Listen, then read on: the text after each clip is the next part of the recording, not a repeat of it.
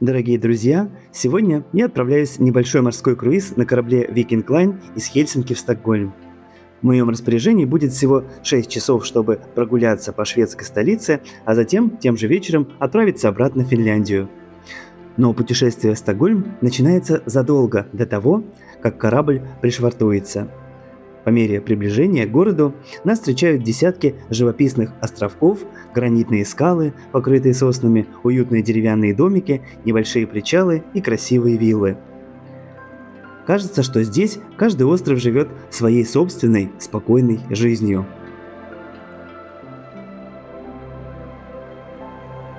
Слева по борту появляется современный жилой комплекс «Три короны».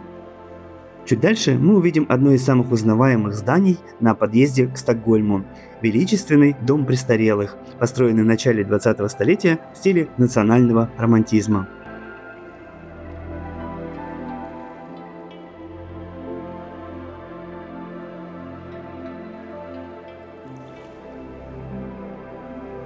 По правую руку от нас остров Юргорден, одно из самых зеленых и любимых мест отдыха жителей Стокгольма. Здесь находятся роскошные особняки, парки и множество известных музеев, среди которых этнографический музей Скансен, где можно увидеть старинную Швецию, музей группы Абба и многие другие не менее интересные музеи. А впереди уже вырисовываются шпили старого города Стокгольма. Совсем скоро мы окажемся на его улицах. Но перед этим мы отправимся в район Сёдермальм, рядом с которым как раз и сделает остановку наш корабль.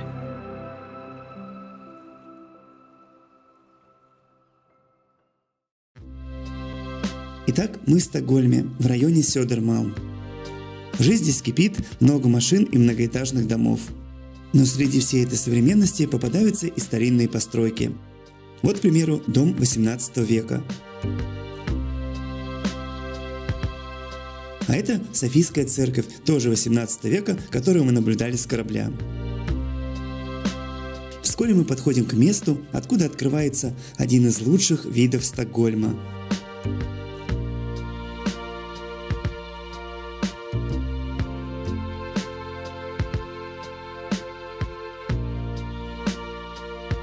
Видно Гамнастан, старый город с его башенками и остроконечными шпилями церквей, а также прочие районы.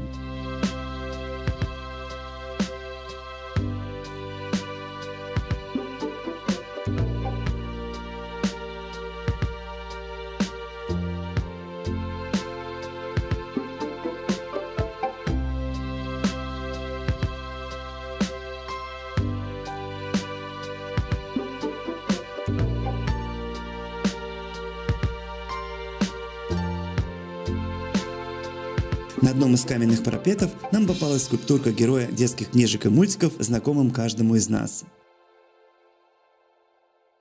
Мы подошли к самой атмосферной части Сёдермалма. Когда-то это был бедный район, где стояли покосившиеся деревянные дома без освещения и канализации. Те из них, что дожили до нашего времени, были отреставрированы и приведены в красивый вид. И сейчас эта часть района представляет из себя идиллический уголок, почти деревню, где тихо и спокойно. Увы, далеко не все гости города сюда захаживают, что, впрочем, на руку тем редким путникам вроде нас, которые приходят сюда, чтобы насладиться царящим тут умиротворением.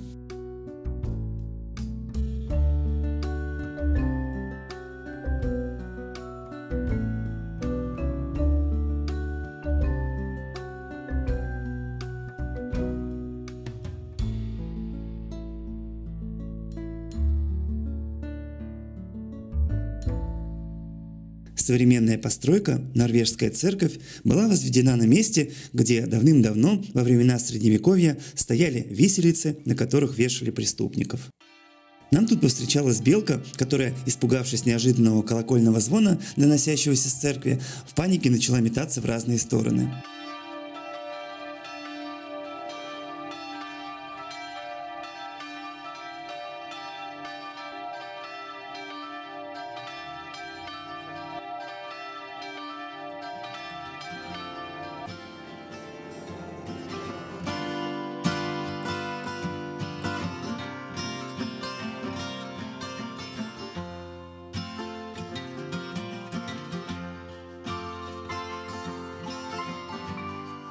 Церковь Катарины была возведена в XVIII веке на месте сгоревшей церкви. В 1990 году эта церковь, построенная в стиле барокко, вновь претерпела крупный пожар и спустя 5 лет была восстановлена.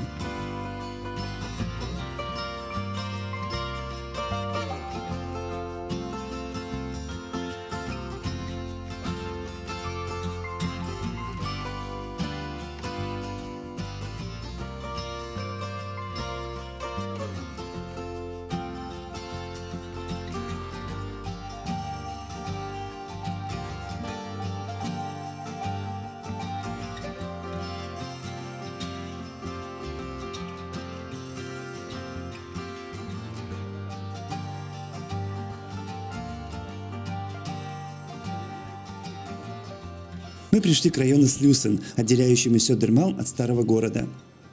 Переводится название района как «шлюз». Это крупная транспортная развязка, и по этой причине шумное и слегка неприятное место, которое хочется скорее миновать. В 60-е годы Слюсен был местом сборищ алкоголиков, наркоманов и мошенников. Впрочем, он и сейчас не лучше.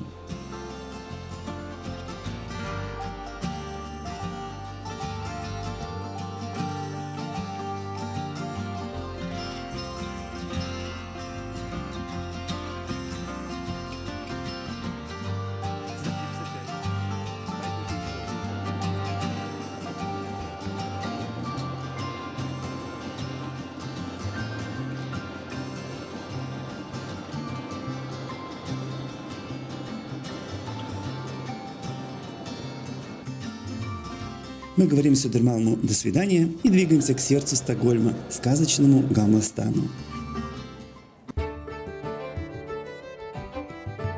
Как же приятно пройтись этими мощенными улочками меж старинных домов, выкрашенных в красные, белые и золотистые цвета.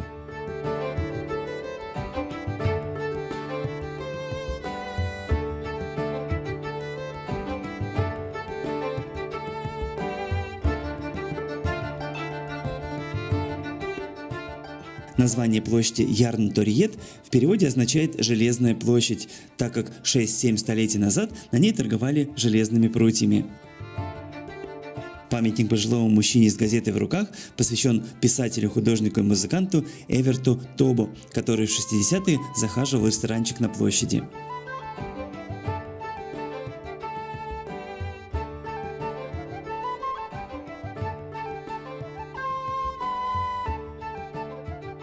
Площадь Сторторгет, большая площадь с ее разноцветными домами, визитная карточка Гамла-стана.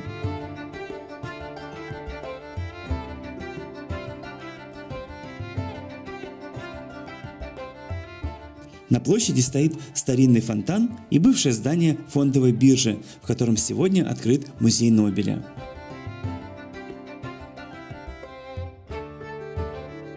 Кстати, в здании ратуши, расположенной неподалеку от Гамла-стана, ежегодно вручают Нобелевские премии. Поблизости от площади Сторторгет расположена финская церковь XVI века. Для меня это место примечательно тем, что во дворике этой церкви на лавке рядом с памятником железному мальчику я в рамках своего велопутешествия по Балтике 2012 года коротаю время до утреннего парома в Турку. Железный мальчик Улле, или мальчик, смотрящий на Луну, был создан скульптором Лисом Эриксоном в память о его бессонных детских ночах. Неспешным шагом мы подходим к Королевскому дворцу, который также называют Стокгольмским замком. Дворец, в котором 1430 комнат, был построен в стиле барокко в конце 17 века.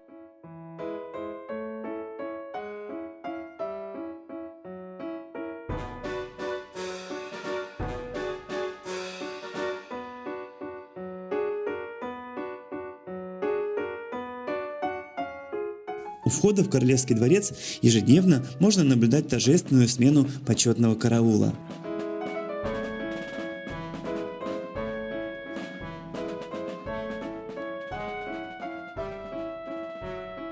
Рядом с дворцом воздвигнуты памятник королю Карлу Юхану XIV, обелиск короля Густава III А также здесь стоят так называемая Стурчурка, большая церковь или церковь Святого Николая, и барочный дворец Тессина начала XVIII века, в котором расположена официальная резиденция губернатора. С этого места открывается красивый вид на район Нормалм и на помпезный национальный шведский музей, в котором хранятся полотна Франциска Гойи, Поля Гогена, Рембрандта, Ван Гога, Рубенса, Тьеполо и других величайших художников.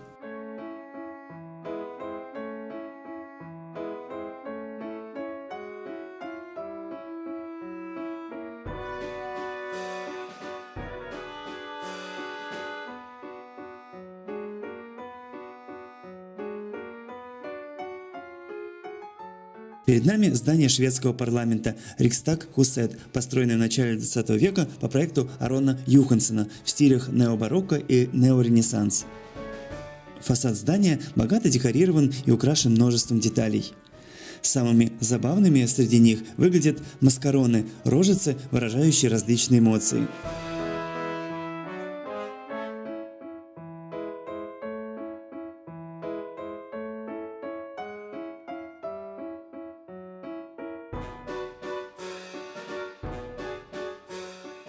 Мы покидаем Гамластан и попадаем в район Нормалм. Вдалеке видно красивое здание Королевской оперы.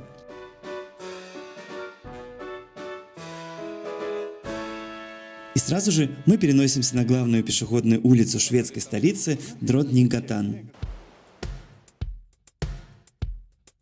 По улице ходят толпы людей, здесь разбросано бесчетное количество магазинов, кофеин и ресторанов, жизнь бьет ключом. Среди этого рая для любителей шопинга выделяется красивейшее здание бывшего Сконебанка, построенного в 1900 году в стиле модерн с примесями барокко. Мы видим еще одну столичную шумную площадь – Сергельсторг, площадь Сергеля, на которой находиться некомфортно из-за огромного скопления людских масс. Главной доминантой площади служит 38-метровая колонна под названием Crystal Vertical Accent, установленная здесь в 1974 году.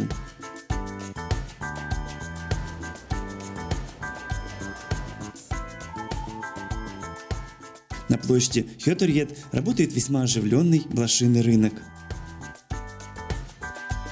На площади расположен огромный концертный зал смачного синего цвета, о котором я почему-то никогда раньше не слышал. Отсюда в ряд выстроились высотные дома, очень похожие на Новый Арбат в Москве.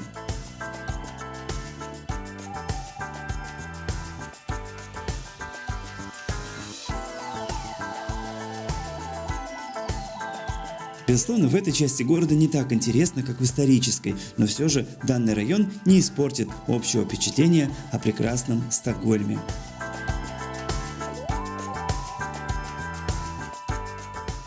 На прогулку по Стокгольму у нас было 5 часов.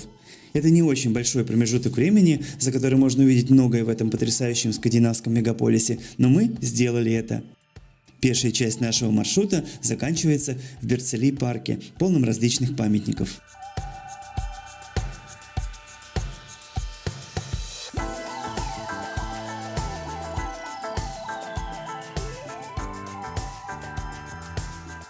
Рядом с парком красуется шикарное здание Королевского драмтеатра 1908 года постройки. В театре целых 6 различных сцен, на которых за год проходит около 1000 ярких представлений. На набережной у театра мы сядем на маленький прогулочный катер, который довезет нас в сторону нашего парома.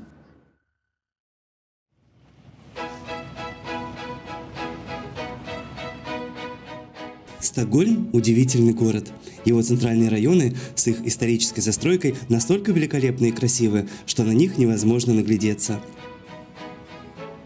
Вообще такие города, как Венеция, Амстердам, Брюгге, Питер, Стокгольм, то есть города, где много воды и водных каналов, плюс красивая архитектура, имеют какой-то особый шарм. Лично у меня какая-то особая любовь именно к таким городам.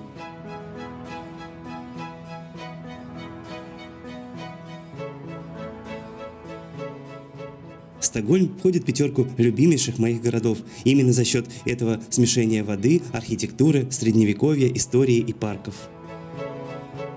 С скромный, на первый взгляд даже невзрачный остров Шепсхольмен с его неброскими постройками может показаться поначалу неинтересным. В 2012 году при посещении Стокгольма я на велосипеде доехал до него, развернулся и уехал. Однако сейчас я понимаю, что это очень даже заманчивое место, которое все непременно стоит когда-нибудь посетить. Корабельный остров, именно так переводится со шведского его названия. Когда-то на Шепсхольмене была судостроительная верфь.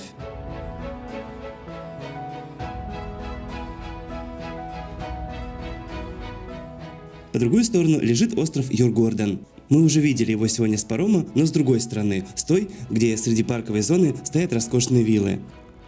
С этой же его стороны открывается вид на туристическую часть. Здесь полно разных интересных музеев. Скансен, Юнибакен, музей группы Абба, биологический музей, музей северных стран, музей викингов, музей воды, а также богатый аттракционами лунопарк Грёна Лунд.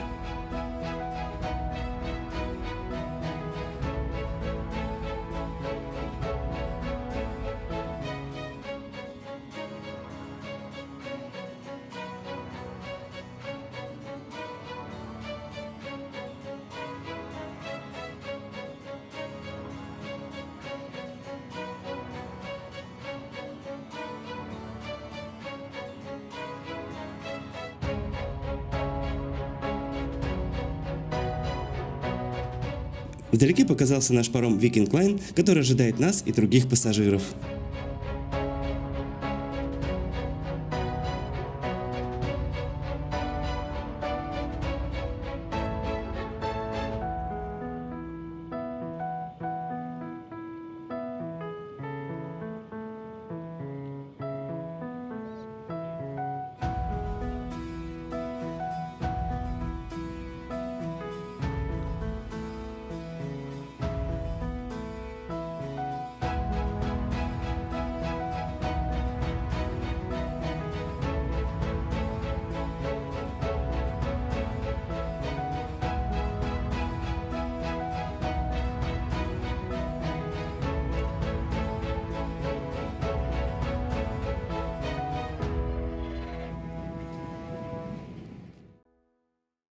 Наше путешествие подошло к концу.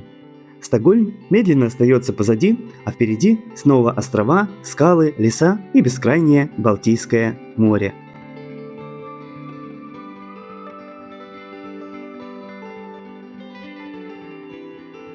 Стокгольм – это один из тех городов, куда хочется возвращаться снова и снова. Каждый раз он открывается по-новому, уютными двориками, тихими набережными, необычными музеями и атмосферой, которую невозможно передать словами. Если вам понравилось это путешествие, обязательно посмотрите и другие мои фильмы на моем канале. Один из них посвящен секретам старого Стокгольма, местам, которые обычно остаются вне туристических маршрутов, а второй рассказывает о легендарной группе Абба и ее связи со шведской столицей. Спасибо, что путешествовали вместе со мной. До новых встреч в новых городах Европы.